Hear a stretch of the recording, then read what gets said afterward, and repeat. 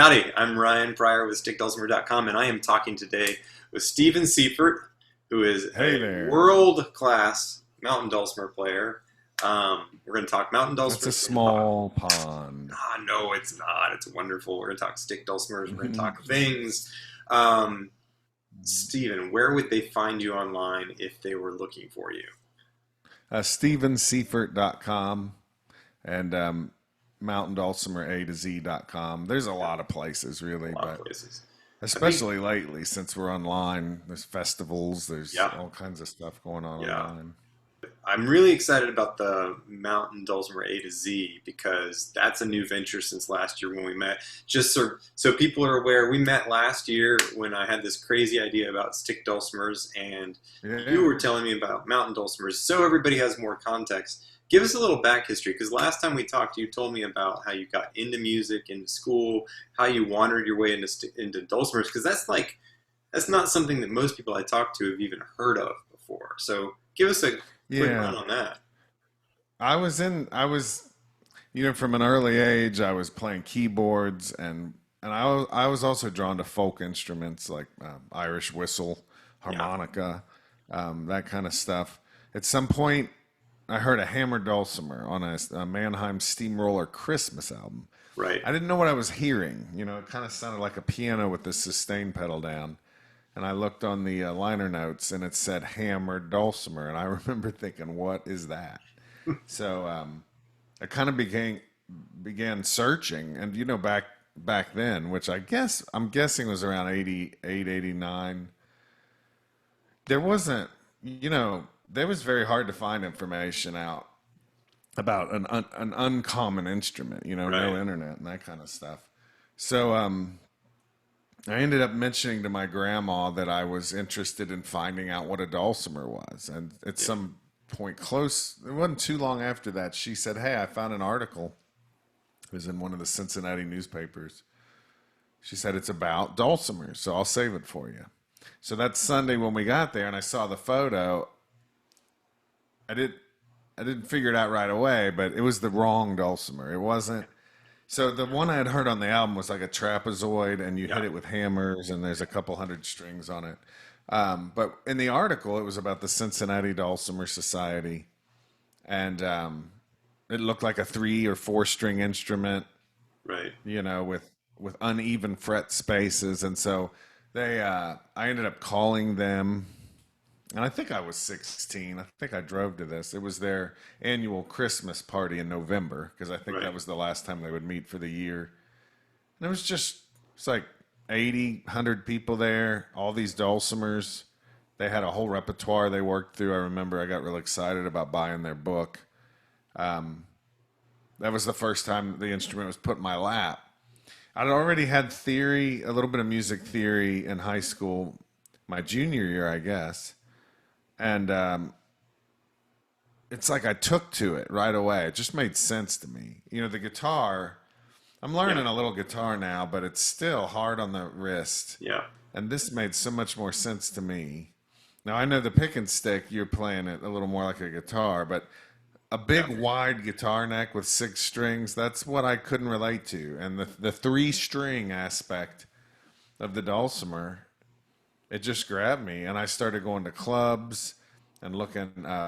Dulcimer Player News magazine had pictures in it of people at festivals, and I started getting books, and I just started wondering, who are these people? I was drawn to the community, and there was an aspect to it that reminds me of yo-yos or juggling. It's like you learn tricks, you surprise Oh, yourself, you surprise people by doing more than we all expect can be done huh. with something that some people think of as a toy. Yeah. So for me, there was a thrill in that. It felt like with guitar, piano, it was like, I mean, I even ended up being a piano major, but I still couldn't have as much fun as I could with the dulcimer at the local coffee house performing for 3 hours, just making up stuff. There was an immediacy with the music that I'd never experienced before, and I really felt like I was figuring out something that was me, and I wasn't just chasing, a whole tradition of like classical music. And I also don't think I was disciplined enough, but the dulcimer, I didn't need. I wanted to play the thing. Huh. And so that's pretty much led to, I guess I'm summing everything up here. Lots over 1,000 festivals over the last 25 years. Yeah. Um, I've put out a whole bunch of books, tons of videos. I've had multiple websites. There's lots of clubs. There's over 300 clubs in the U.S. alone. I've gone to Japan, England a number of times. It's I never anticipated. I got obsessed with the dulcimer, and then it led to all of this. And I always think of that Grateful Dead quote, "What a long, strange trip it's been." And I mean that in a good way. I've tried to stop a number of times. I've tried to get out of dulcimer and get into something else, and hasn't worked too well. I'm still here doing it. Yeah. This is your wheelhouse, man. Can't imagine you doing something else. In Apparently, fact, I heard when I first our friend Julie introduced us, she was like, "I think Steven's the guy that everybody in the U.S. calls when they have to do an orchestra piece with a mountain dulcimer." And I was like, it's "What? kind of wild. You can't get out of Yeah, that." there's been 4 pieces done for dulcimer and orchestra. 4 pieces, man, Wow. and that's where I feel honored to be part of that world. But I always am careful. I know that I'm a stranger in a strange land, and that Yeah. I don't ever get cocky. I hold doors for people. It's funny as the soloist, everybody holds the door for you, but when you're just a visitor in that world, I never pretend that. I am a happy visitor, a thankful, happy visitor in that world. I love doing that stuff. I do it about every 18 months or so. Yeah, I've seen one from down in the Skirmerhorn. I'll put a link to that around here somewhere too, because that's pretty impressive. Skirmerhorn, seeing you there doing it, Oh, yeah. piece of stuff. I would love it if you could walk us through just like the 1 minute tour of a dulcimer, of a mountain dulcimer, a lap dulcimer, because Sure. that's something that when I've talked to a lot of people, they say, "What are you doing?" I say, "Stick dulcimer." And they say, I don't know what that is." I say, "Do you know what a mountain dulcimer is?" And only like 5% of them even have like the vaguest clue. So I think it's helpful when you're thinking about any dulcimer to talk this dulcimer, because this is like the quintessential one. Well, there's instruments all over. Let me grab this other thing real quick.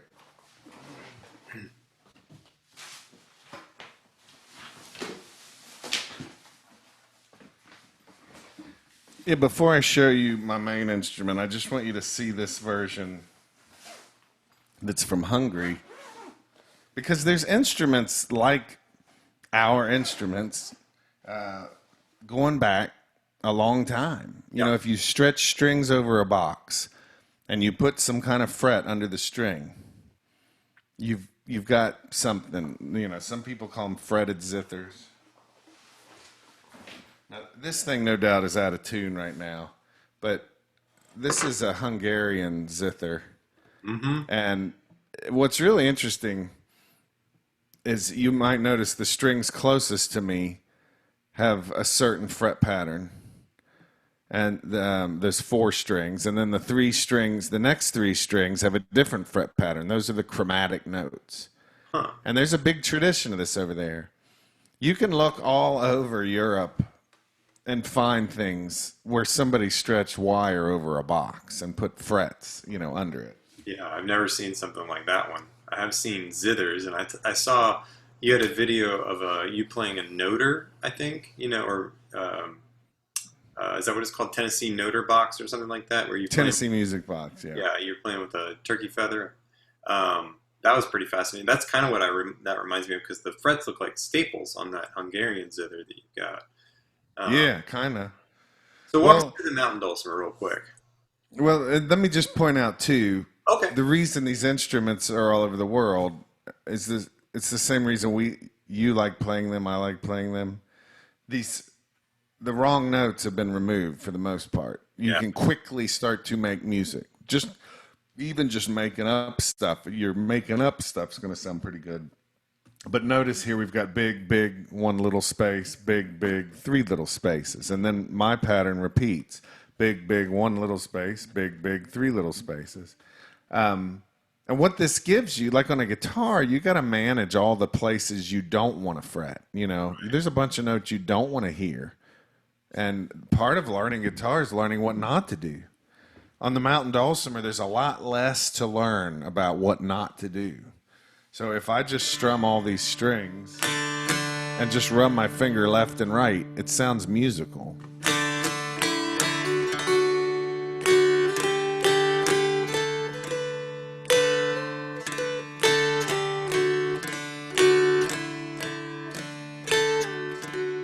Sometimes I work with kids and I'll have them fret something on the farthest string, and then I'll tell them with another finger do that same fret and just move those two fingers around. This sounds pretty cool.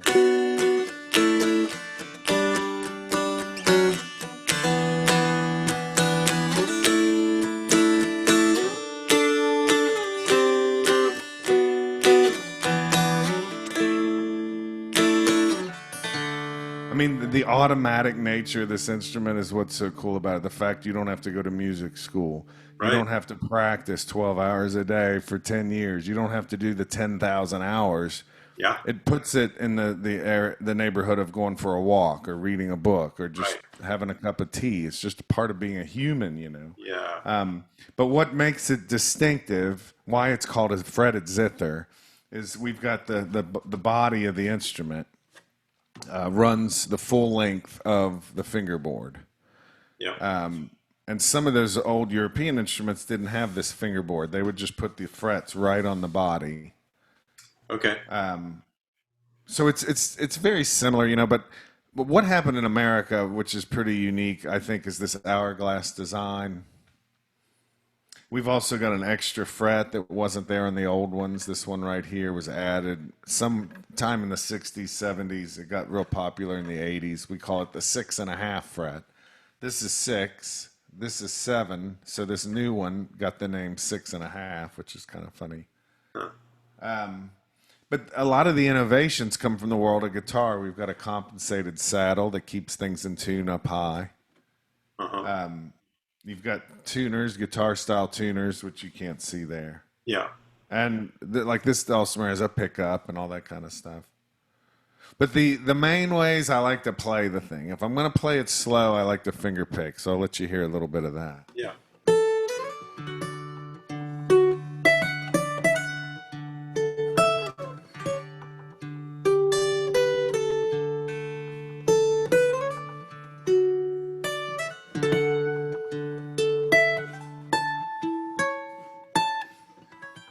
Now, if I was playing it like the old timers did, I wouldn't use chords. I'm going to let the two strings farthest away from me drone. Yeah. I won't fret them. I'll only fret the one closest to me.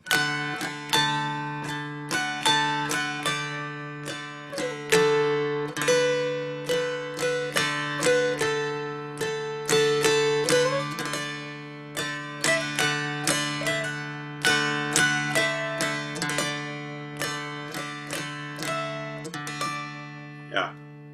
And then there's flatpicking, which is a technique we picked up from like the world of guitar.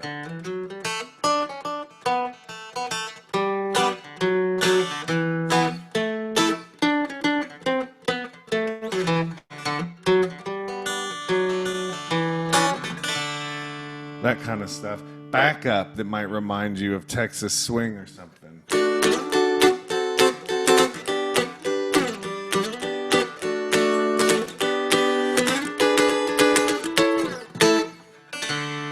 Yeah. It's walk and bass. It's somehow related to what Chet Atkins did a little bit.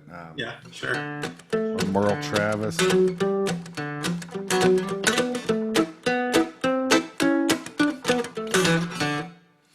Mandolin type.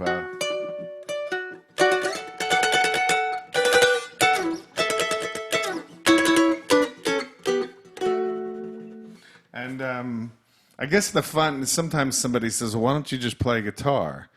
Well, I usually like to tell them, just because I don't want to. I want to play this. This is what I want to do. Now, here's what's cool. These missing notes. I have dulcimers that have the missing notes. Right. So everywhere you see a big space here, you're going to see an extra fret. But Right. the thing, and I love playing those, but it will never replace this. The way this lets your mind relax and just wander, and on the guitar, you just feel like you're always one fret away from a terrible, ugly thing. Yeah, that's true. And on here, you're usually not. Yeah, I mean, if you hit the wrong note here, it usually sounds okay. yeah, yeah. It's hard to hit wrong Um, notes. Bob McNally at the Strumstick Company likes to say no wrong notes, which of course is moderately true. But yeah, I've been playing. it's almost true. It's Yeah, almost true. I've Do been. you have any specific questions about like the Dulcimer? Well, I think a quick thing to run people through is like, so I've got a Seagull Merlin, which is in the Stick Dulcimer family. I guess I should say for anybody who's joining who has no point of reference, there's in the world of stick dulcimers, there's kind of this drumstick variety, which sort of looks like a stick, and a lot of people tell me it looks like a something you'd use at a Ren Fair minstrel's instrument. And then Or there's it looks Polynesian or something. yeah, and then you've got the Seagull Merlin. So those are the kind of the two families of stick dulcimers, if you will, two traditions. This one being made by a guitar company looks a lot more like a guitar, and it's tuned DAD, which is what the mountain dulcimer is tuned to. But I think the difference we want to highlight for people is that on yours, the melody string, which is the top string, the most the high pitched string, is Yeah. closest to you, and on these, it's the one that's farthest away. So it's Right. if I were to lay it down, it would be the one that's farthest away from me. And it makes more sense the way you're holding it Right. to This have is it work. this is how guitars are strung too. Sure. Now, sometimes purists will argue about these instruments, and they'll say, "Well, that's not a dulcimer, and that's more like a guitar, and all this kind of stuff." I don't get involved in any of that. The whole point of doing this is it's fun. Like when I first saw these strange instruments, not just the dulcimer, other kinds of instruments, what Yeah. appealed to me was it seemed like there were no rules. There wasn't a bunch of expectations. Yeah. Part of the reason I chose the dulcimer is I had a sense that it could help me be more free. The thing about it for me is that I love about these things is they're so easy. At least this one in particular. I mean, I think the mountain dulcimer is the same, but what I like to show people, because a lot of like the other night, I had a friend who's been trying to learn a little guitar, and I said, well, that particular song that you're wanting to learn, I could show you a version of it with one finger on the stick dulcimer. Yeah. He was very like, I don't believe you, and I was like, well, let me show you this, and he just did,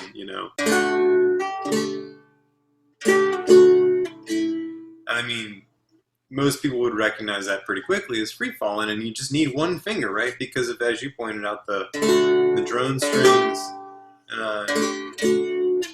So then the hard part for someone who's never held a stringed instrument before is literally figuring out the mechanics of holding it and how to hold Right. it on one string, and then the timing of right? Like it's just kind of getting that under their hands. But you can teach someone to play a song in under 5 minutes, and you can't say that about any other instruments, really. And It's real hard, yeah. I love I mean, what this about the it's hard to come up with something that's as approachable as this. There are instruments that maybe you can learn pretty quick, but I feel like this gives you a whole lot for your short amount of time. You get a lot more for your time. yeah, there's a lot more going on. Like you've got a lot like you and I have talked about the kind of whistle penny flute kind of Irish flutes that you have, and it's like those Yeah. are really cool, but they're kind of linear, right? Like you got 6 notes, you're up and down, whereas this you got multiple strings, you've got a little bit more complexity you could invest in, but you don't have to. Like one of the things that I've seen you talk about is where you hold down all the strings with one finger, Yes. and you can actually get a lot done with it. You ain't nothing but a hound dog, crying all the time. Hound dog, crying all the time. You ain't never caught a rabbit and you ain't no friend of mine. I mean, there were 3 places I had Yeah. to put the finger. Yeah. Now you got to work on your strum and you got to learn where to put things. But let me play a couple more things for you here. Yeah.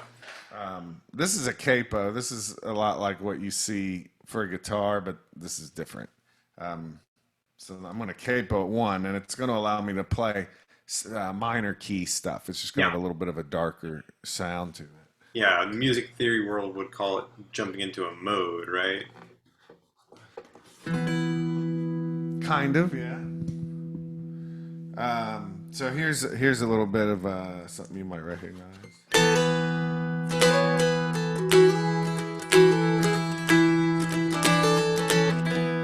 Yeah.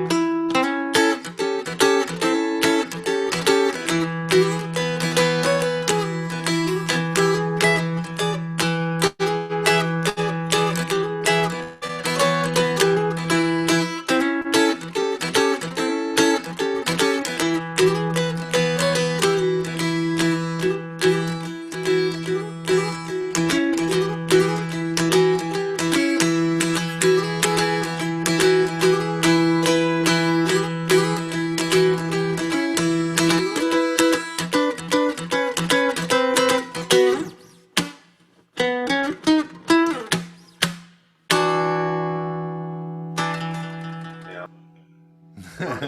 And But so just yeah, to just to sort of make sure everyone knows, you put the capo on there not to like on a guitar, people do it to transpose a little bit more, and you did it so that you'd have a different set of droning notes to right. like you're changing the reference point, you're changing the baseline kind of how these notes are interacting with one another, right? Yeah. Yeah, Like on guitar, a lot of times, like a band will get together and you're playing a James Taylor tune, and the singer says, "Hey, we can we move that down a half step because my right. voice is not." And you got to figure. So you're really just trying to accommodate the singers, kind of sometimes. Yeah, Um, with this, yes, because check this out. Without the capo, it sounds very happy, normal. This is your yeah, major sound, yeah,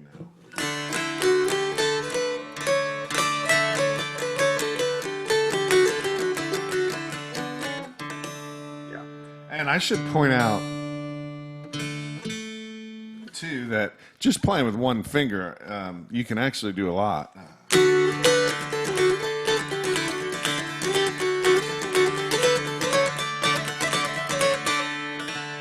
yeah, You don't have to play it like this. You can just, like you said, you can use the one finger. Let me yeah. try a capo on at 1 where I was. I try and create a series. Anytime I'm working on showing people how to play a song, I try and do it with a one finger concept, because you could certainly play just the bar chords like we were talking about all the way, which is all the way across the neck, and get the tonal essence of the song that way. Or you could play more complex chords. You could play the melody and stuff. You can spend the rest of your life getting the harder stuff. I think it's good to Yeah, have something simple you can enjoy right yeah, off the bat. yeah, That's like your foundation. When I capo at 1, that's that minor sound. When I capo, when I capo at 2, it almost sounds Spanish or Middle Eastern.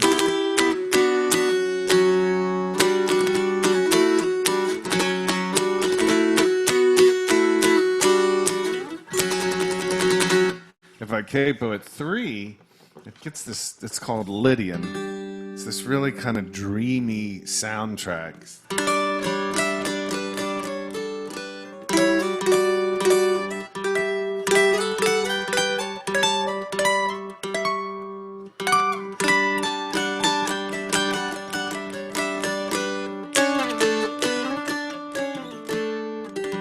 If I capo at 4, it actually lets you do a lot of having this extra 6.5 fret I talked about. It gives you a lot of bluesy things or bluegrass. But we also get some really cool chords up here.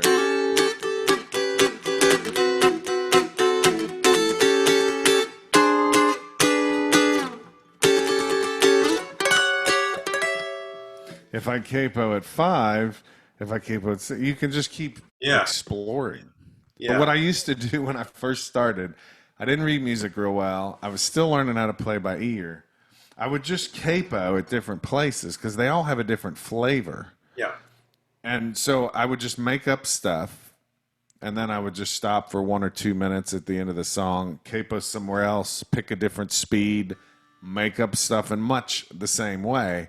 Yeah. But the capo makes it sound like you're doing different kinds of music, really. That's pretty cool. Yeah, it is pretty cool. And it does it without you having to relearn everything, right? Like it just opens the exploration into a different category. I think for your people for your folks who are playing the strum stick, what do you call it exactly? I call it stick dulcimers because the thing I learned, Stick Dulcimers. I think it's worth. I think you and I may have talked about this before once, but I learned. I can't ever remember. Yeah, what cracks me up is that this is a strum stick, right? And it's called a strum stick by the guy who makes them in New Jersey, so it's a trademark thing. And then you've got this, which is a picking stick, so it looks the same. It is the same, by my estimation. Same design, same way of having the neck go straight through. The body is a spread piece with block back here.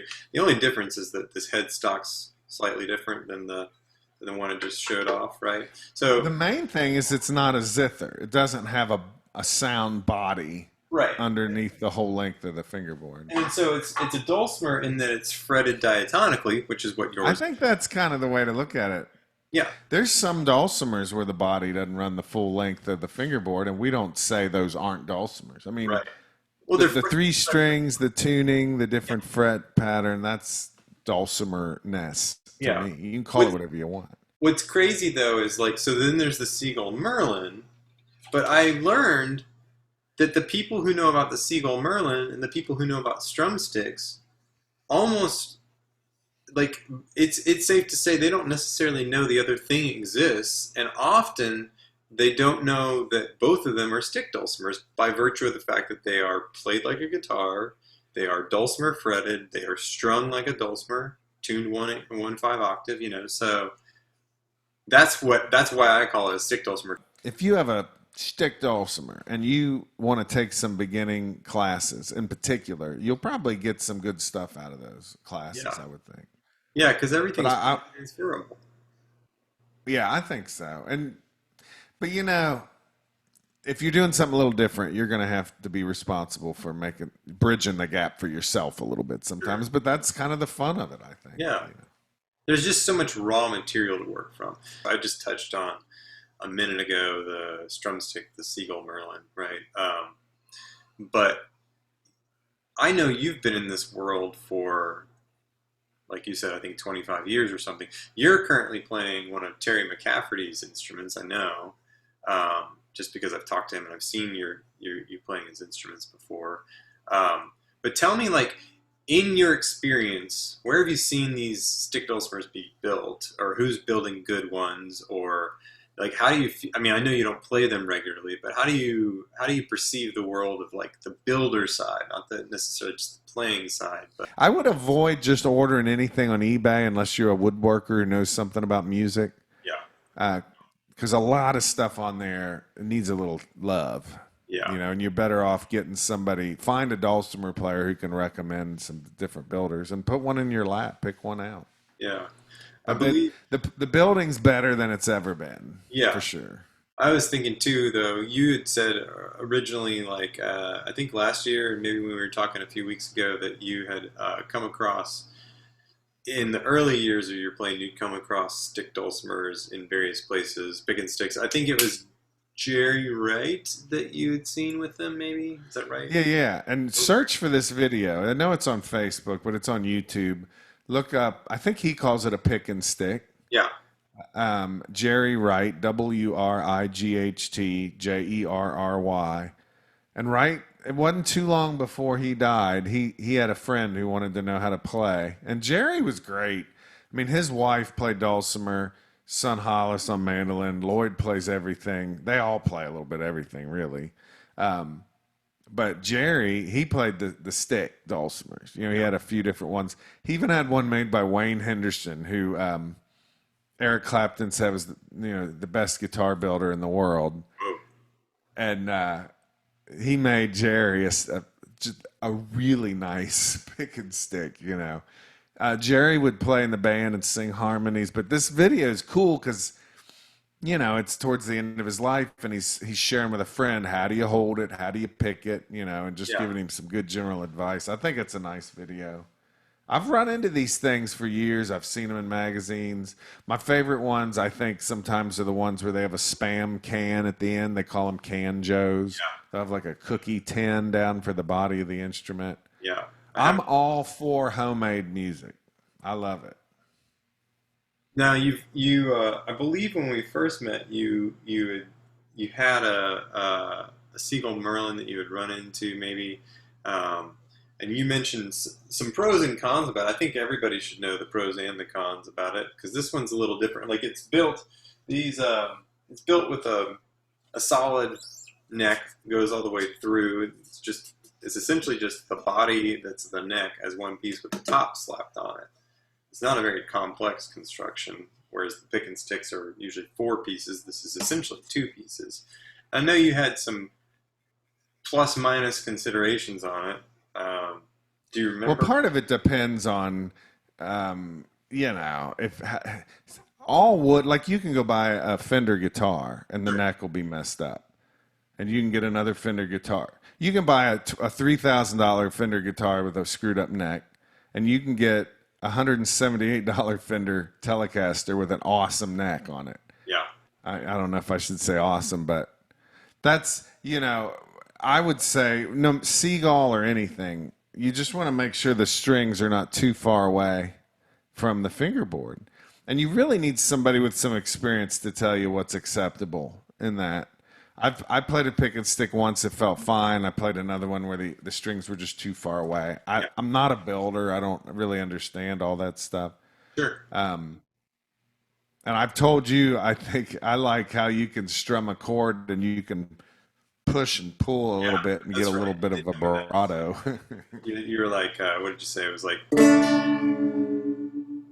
Yeah, and you want to be careful not doing too much of that. But one thing I no, haven't done too much of is like you can behind the 0 fret up here. yeah,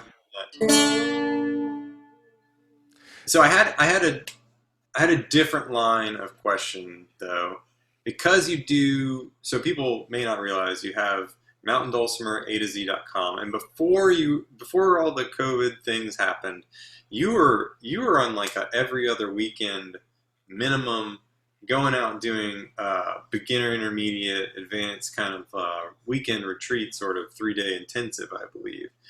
but now I'm doing everything online, and I'll tell you, there's people will talk about the bad aspects of doing things, but there's really good Yeah, things about it. You can attend any event. You feel like you're sitting right in front of the teacher. What I really think's great is seeing player perspective. Instead of sitting in front of somebody, it looks like it's as it would in your own lap. There are people in homes who quit going to dulcimer festivals years ago, and now they're able to feel a sense of community. That's the best part of all this. so we've established your track record of teaching and of playing out and all. What is like one of, or a couple of the top challenges that you have commonly seen when you're dealing with relatively new students, especially? Like, what's one of the things that they have expressed that's sort of like a hang up that you're constantly aware that 5 minutes into your first seminar or second day in, this is kind of what's going to come up, right? What is that The thing? hang-ups, Yeah, you're looking at adult learners, yeah, and the biggest hang-up, now not for everybody, but for a lot of people, they're not comfortable being bad at something they're new at. You know, if you're new with an instrument, nobody expects you to know how to do anything on it, but they always have a kind of a frightened vibe. That they're very apologetic. You know, I think the biggest thing I try to encourage some of these, and it's a lot of adults. It's not kids. Kids usually don't have a problem with this. Adults have a hard time being bad at something. sure. So I just tell them, just enjoy this period where you're bad at this. You know, there's going to be little wins every once in a while. You're gonna discover something. You're gonna do something you didn't think you were gonna be able to do. Just go ahead and be bad at it. Nobody's judging you. It's so funny. And, you know, I'm the same way with some things, but I find with music, one of my talents has been I have enjoyed being bad at something. I like that beginner phase where you don't know anything, and it's a time of discovery. Some other things people get hung up on, like there's some different approaches to playing an instrument. One would be just playing by ear.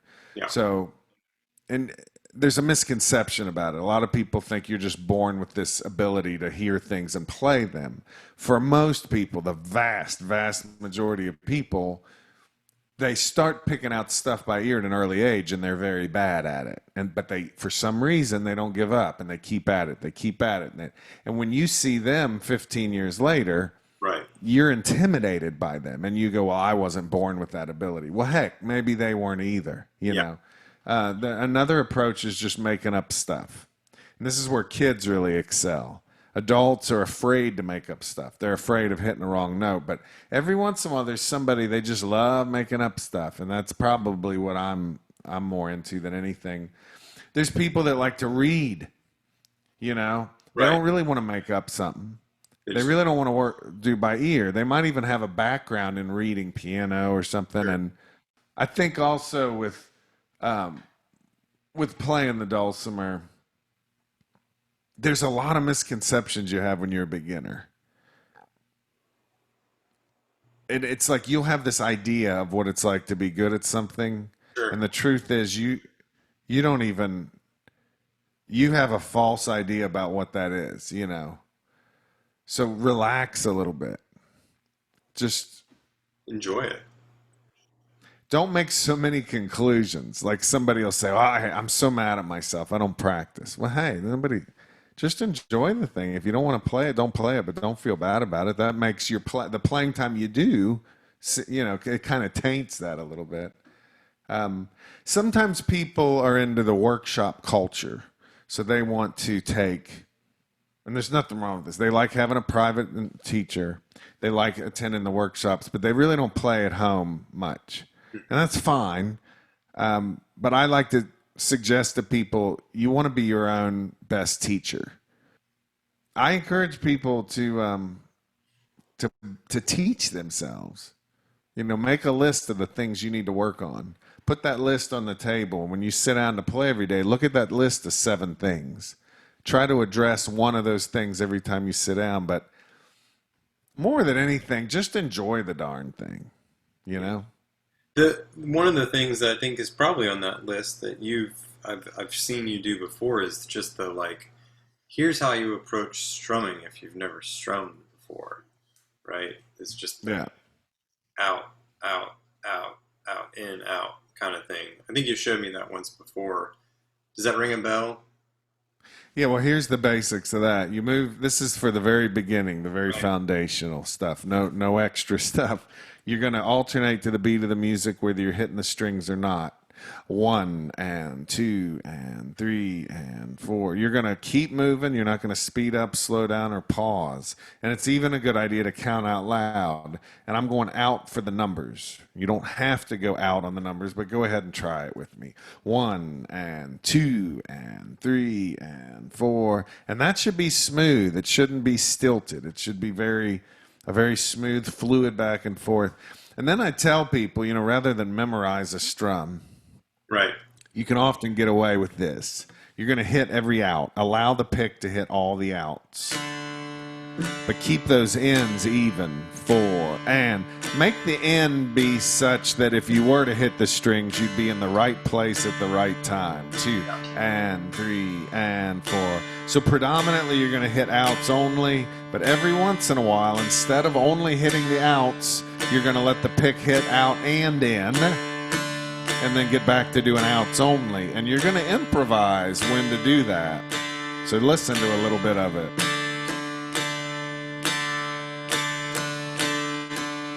So predominantly hit outs only, every once in a while hit an out in or a group of out ins. And this would work for so many songs. Twinkle, twinkle, little star. Or Amazing Grace, how sweet the sound. I'll tell you another thing people really could do. First of all, I don't have to read or memorize that rhythm, and that'll go with so many songs. And it's just a foundation. It's not the only way to strum. It's probably the best first way to strum. Sure. But another thing people really need to do is sing even though you can't sing, which you hear me doing that now in front of potentially hundreds or thousands of people. I believe that the voice can be used as a tool. We can use that to understand the music, to memorize the music, to really work out all kinds of stuff. And I'm not singing. I don't typically sing as a performer. I mean, I'll sing a funny lyric every once in a while. Well, I know you got to go, Steve, and you have been so generous with your time today, walking us through so many different things. Once again, for the people who have who've been watching, if they wanted resources either around mountain dulcimers or like tabs or learning more about history of, or just finding you online, give you support, give you some love on the internet, so to speak, with the web clicking, where would they find you? Well, I think the first thing is, like I mentioned earlier, everythingdulcimer.com. Go find a lot of people like me. If you need to find me, and I'm happy to help you out, StephenSeifert.com, MountainDulcimerA to Z.com. All right, Steve, we'll get going, and appreciate it. Hopefully we'll get a chance to do it again sometime soon, man. Thanks. All right, thanks, Ryan. I'll see you later. All right, take care.